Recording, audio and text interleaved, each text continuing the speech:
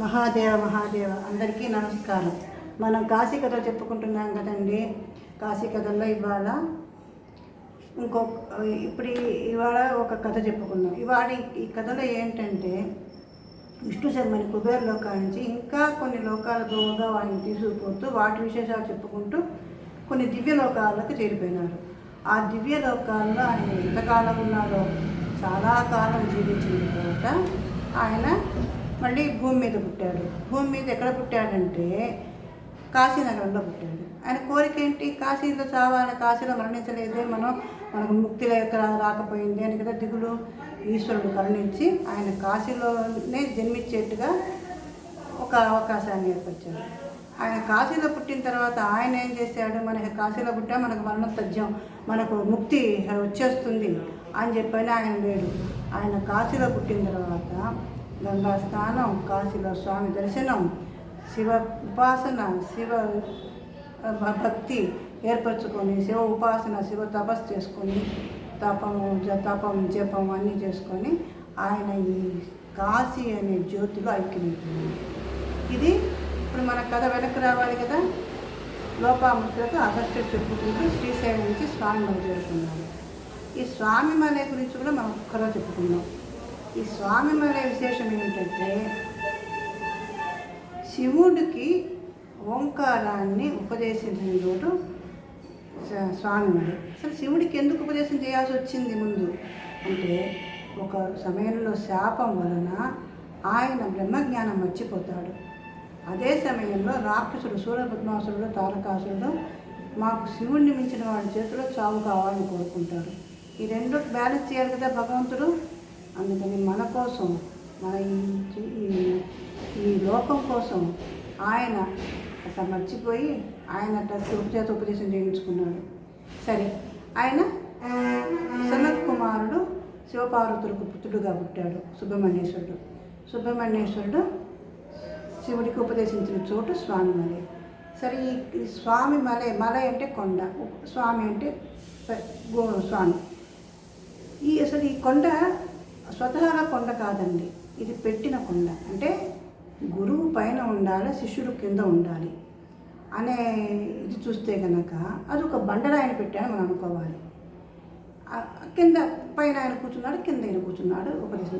ఇప్పుడు గుడి అట్టగే ఉంటుంది. స్వామిమలై కింద శివుడి గుడి, పైన సుబ్రహ్మణ్య స్వామి. అసలు ఈ చోటు ఎక్కడ ఉన్నది? తమిళనాడులో తంజావూరు జిల్లాలో కుంభకోణం పక్కన ఈ స్వామిమలై ఉన్నది. ఇది ఒక 60 మెట్లే ఉంటాయి. దీనికి 60 మెట్లతో కూడిన ఒక చిన్న కొండ. ఈ 60 మెట్లకు కూడా ఒక చిన్న శ్వాస ఉన్నది. 60 మెట్లకు 60 సంవత్సరాల పేర్లు ఉంటాయి అన్నమాట. ఇంకా ఎన్నెన్నో ఉన్నాయి ఈ కొండకి. అవన్నీ మనం తర్వాత చూసుకుందాం. ఇప్పుడు మన కథకు పోదాం. ఈ కొండకి ఇప్పుడు వాళ్ళిద్దరూ చేరుకున్నారు. అక్కడ స్వామిమలైకి చేరుకొని సుబ్రహ్మణ్యేశ్వర స్వామిని చూసి అగస్త్యుడు అనేక స్తోత్రాలు చేసి ఆయన్ని శాంతం చేసి ఆయనకి సంతోషింపజేశాడు. సుబ్రహ్మణ్యేశ్వర సంతోషపడి ఈయనను ఆహ్వానించి కూర్చోబెట్టుకొని మాట్లాడి అప్పుడు ఆయన అన్నారన్నమాట, నువ్వు కాశీ వదిలి రావటం అనేది ఎంత పెద్ద దుఃఖమో నాకు తెలుసునయ్యా. ఒక ప్రాణాన్ని తీసి పక్కన పెట్టినట్టే అంత కష్టపడి వచ్చావు అని చెప్పని ఓదార్చి ఒక్కసారి నా దగ్గరికి రా నువ్వు అంటాడు. అంటే దగ్గరికి పోగానే ఆయన ఆలింగనం చేసుకుంటాడు. ఆయన ఆలింగనం చేసి ఎవరు? సుబ్రహ్మణ్య స్వామి అగస్త్యుడిని ఆలింగనం చేసుకుని ఎంతసేపు ఉన్నాడో ఆయన అంటే ధ్యానంలోకి వెళ్ళిపోయినాడు. ఆ ధ్యానంలో ఎంతసేపు ఉన్నాడో తర్వాత శివుని తలుచుకుంటూ కళ్ళు తెరిచాడు. కళ్ళు తెరిచి చెప్తున్నాడు ఆయన, నువ్వు కాశీ నుంచి వచ్చావు కదా, ఆ కాశీలో ఆ కాంతి, ఆ ధూళి, ఆ గాలి నీ మీద ఉంటాయి కదా, అది కొంచెం నా వంటికి పడని అని నేను చేసుకున్నాను అన్నది ఎవరు? సుబ్రహ్మణ్యేశ్వర స్వామి, సాక్షాత్ శివపుత్రుడు. అంటే కాశీకి ఎంత పవిత్రత చూడండి అని తర్వాత అప్పుడు అగస్త్యుడు అడుగుతున్నాడు, అదే నాకు అమ్మ దగ్గరికి వెళ్ళాను, అమ్మ నీ దగ్గరికి వచ్చి కాశీ వియోగాన్ని ఎట్టా భరించాలని అడిగితే నీ దగ్గర కాశీ గురించి కథలు తెలుసుకొని ఆ కాశీ కథలు వింటూ కాలక్షేపం చేయమని చెప్పన్నది. అందుకని నీ దగ్గరికి వచ్చాను. నువ్వు వచ్చిన విషయం నాకు తెలుసు అని చెప్పి అంటాడు. తెలుసు, కానీ నేను చెబుతాను, నా మీద నీకు దయ ఉంటే ఈ కథలన్నీ చెప్పు నాకు అని చెప్పని మళ్ళీ వేడుకుంటాడు అగస్త్యుడు. నీ మీద కరుణ ఉంటవే, నీ మీద కరుణ నాకున్నది, నాకు చెప్పాలని కూడా ఉన్నది, కానీ ఎంతవరకు చెప్తానో తెలియదయ్యా. ఎందుకంటే కాశీ గురించి చెప్పగలిగిన వాడు ఇంతవరకు ఎవ్వరూ లేరు. నువ్వు మా నాన్న ఆజ్ఞ మీద లోక కళ్యాణం కోసం కాశీ వదిలి వచ్చావు.